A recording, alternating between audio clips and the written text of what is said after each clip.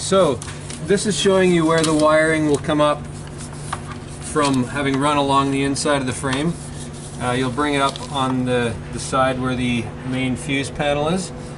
And one important note here is the side of the engine and this area is hot, so you have to tie it to harnesses that are far enough away from the engine so that we don't have any issues related to heat.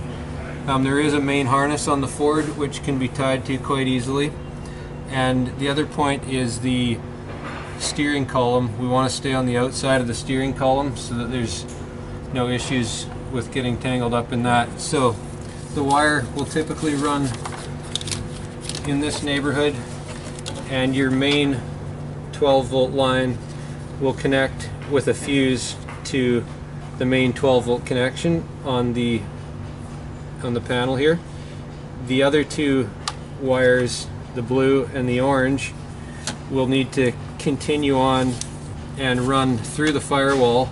There's usually a decent location to run through the firewall, a rubber grommet that has an existing blunt area or open area that you can cut an opening and run the wires through, and then take enough through under the dash to make it easy to make the connections there for the heater and the beacon to switches on the dash.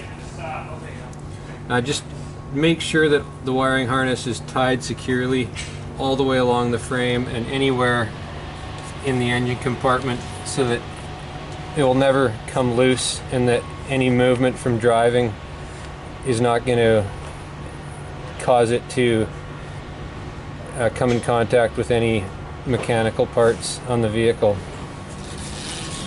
That's it for that.